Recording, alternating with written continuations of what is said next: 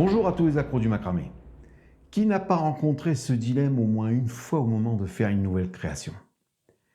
J'ai vu un modèle dans un tuto ou un ouvrage, mais il est fait avec du 4 ou du 5 mm, voire plus. Et je n'ai que du 3 mm.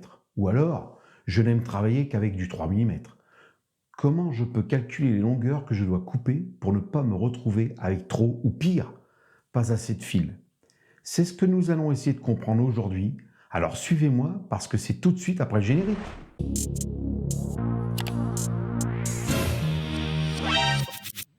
Comme je le disais en introduction, aujourd'hui je vais essayer de répondre au mieux à une question qui revient toujours. Comment calculer les longueurs de fil dont j'ai besoin pour réaliser ou modifier un projet vu sur un tuto ou un ouvrage? Plusieurs paramètres doivent être pris en compte. Le diamètre du fil, sa matière, sa densité, mais aussi et surtout vous-même. Je vous explique tout ça avec des exemples concrets, ainsi qu'avec des tableaux, et je vous expliquerai comment vous en servir et les reproduire. Mais avant tout, laissez-moi une minute pour faire ma petite annonce. Vous ne vous êtes pas encore abonné? Alors n'attendez plus. Faites-le maintenant en allant dans la description de la vidéo, juste en dessous. Et n'oubliez pas d'activer la cloche, comme ça, dès que je publie un nouveau tuto, vous recevez une notification. C'est vraiment bien, hein? Bon, je pense que comme moi, vous mourrez d'impatience. Pour bien vous expliquer le sujet, j'ai préféré découper la vidéo en 4 chapitres afin que vous puissiez comprendre tous les éléments à prendre en compte pour calculer au mieux les longueurs dont vous aurez besoin. Le diamètre. Dans un groupe macramé sur Facebook, une personne avait mis un tableau de calcul de la longueur des fils en fonction des diamètres que j'avais trouvé pas mal. Mais je n'ai pas réussi à le retrouver. Alors je me suis amusé à en faire un pour vous faciliter les choses. J'espère qu'il sera aussi bien que celui que j'avais vu. Je vais essayer de vous expliquer son fonctionnement avec plusieurs exemples. Premier exemple. La rangée du haut en vert nous donne le diamètre du travail que vous avez vu dans un tuto ou un ouvrage. La colonne à gauche du tableau en bleu représente le diamètre que vous voulez utiliser pour votre ouvrage. En imaginant que l'exemple que vous voulez reproduire soit fait avec du fil de 5 mm et que vous vouliez le faire avec du fil de 3 mm, nous allons venir repérer dans la rangée verte la valeur de 5 mm, qui est la valeur de l'exemple. Et avec la main gauche, en partant de la case bleue, nous allons venir repérer la valeur de 3 mm, correspondante à la valeur que nous voulons prendre pour notre création. Jusque-là, je pense que vous me suivez. Et nous allons descendre notre doigt de la main droite et faire glisser notre doigt de la main gauche, horizontalement, jusqu'à ce que les deux doigts se rencontrent. La valeur indique 40%.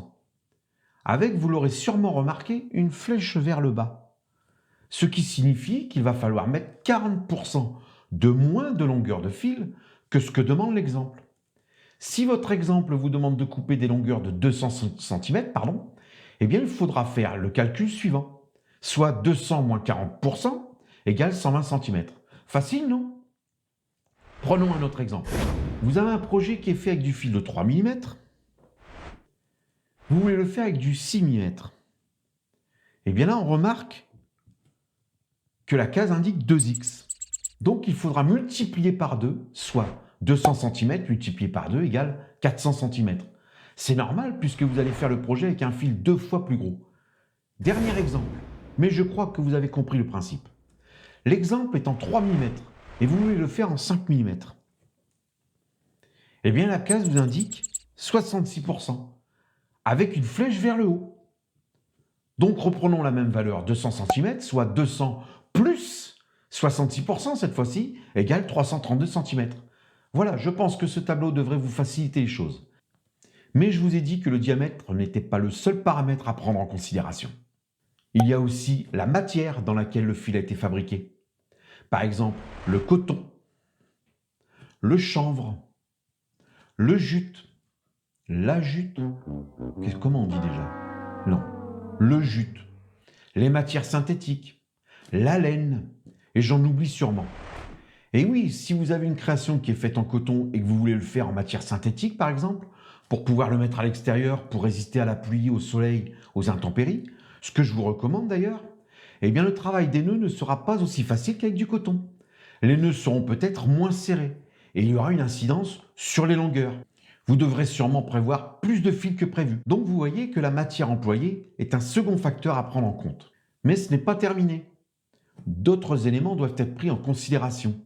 On arrive donc naturellement au troisième chapitre. Déjà, ça passe vite quand même. La densité. Et oui, un peu comme les mousses de votre matelas ou de votre canapé, plus la densité est importante, et plus votre matelas, par exemple, sera dur. Eh bien, pour les fils, c'est la même chose. Plus la densité du fil est importante, plus il est dur, et donc difficile à nouer. Et comme pour les matières, si le fil est plus dur à nouer, il faudra prévoir plus de longueur. Le fil peigné est fabriqué sur un seul toron. Le toron, c'est ça, voyez. Par contre, là, vous voyez, sur un fil c'est du 2,5, là, vous avez 2, voire 3 torons. Vous voyez, là, on en a 3. Vous voyez, j'ai 3 torons. De même pour du 3 mm. Vous voyez, là, j'ai 3 torons aussi. Là, vous avez du 4 mm. Et là, j'ai 4 torons sur celui-ci. Vous voyez ? Donc, revenons à nos moutons. Enfin, je veux dire, revenons au fil peigné. Le fil peigné aura une densité moins importante qu'un fil torsadé ou tressé, comme de la drisse. Vous voyez, ça, c'est de la drisse. Donc, c'est du fil tressé. Donc, c'est beaucoup plus dur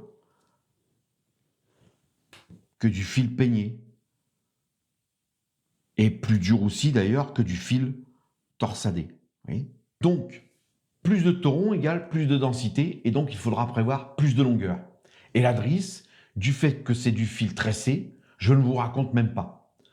Vous voyez que finalement, ce n'est pas si simple que ça. Alors vous commencez à comprendre que donner des conseils sur quelle longueur employer n'est vraiment pas chose aisée.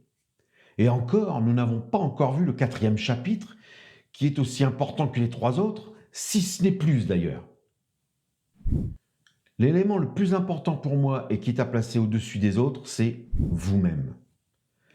Et oui, faites-en la démonstration avec une autre personne par exemple. Et vous vous rendrez très vite compte que sur un même projet, d'une personne à l'autre, l'une lui restera plus de fil à la fin que l'autre. Voire même d'un jour à l'autre. Sur un même projet, il vous restera plus de fil que la fois d'avant. Et c'est normal, tout cela dépend de la façon dont on serre les fils. Alors ce que je vous propose, c'est de vous fabriquer un tableau un peu comme celui-ci, en fabriquant toujours le même nombre de nœuds. Des nœuds de tête d'alouette, des nœuds plats alternés et espacés, des nœuds baguettes que l'on appelle aussi nœuds de cabestan au passage, horizontaux, diagonaux, etc. Et de prendre des fils de diamètre différents, de matière et de densité différentes, et vous faites votre propre tableau un peu comme celui-ci. J'aurais pu faire un 5e chapitre d'ailleurs, en vous disant que tout dépend aussi du travail que vous avez à effectuer. En effet, si vous faites beaucoup de nœuds sur toute la longueur de votre ouvrage, il vous faudra forcément plus de fils que si vous avez à faire, par exemple, un rideau, où très souvent, les nœuds sont placés en haut sur 20 ou 30 cm. Ce petit détail n'est bien sûr pas à négliger. Je vous conseille aussi de prendre l'habitude de faire un croquis avant de commencer, afin de toujours prendre tous ces éléments en considération. Je sais, vous auriez sûrement préféré que je vous serve le tout sur un plateau. Mais je suis désolé, la recette miracle n'existe pas. Mais une fois que vous aurez effectué ce petit tableau, vous aurez vos propres valeurs et la question que tout le monde se pose, eh bien vous ne vous la poserez plus jamais. Parce que vous aurez votre tableau de référence avec vos propres mesures.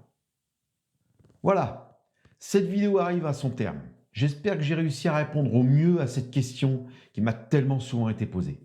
Si c'est le cas, n'oubliez pas de mettre un petit pouce et ne manquez pas de laisser un commentaire.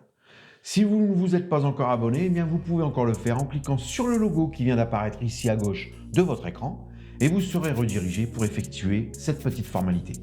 Il ne me reste plus qu'à vous souhaiter plein de belles créations, en macramé bien sûr.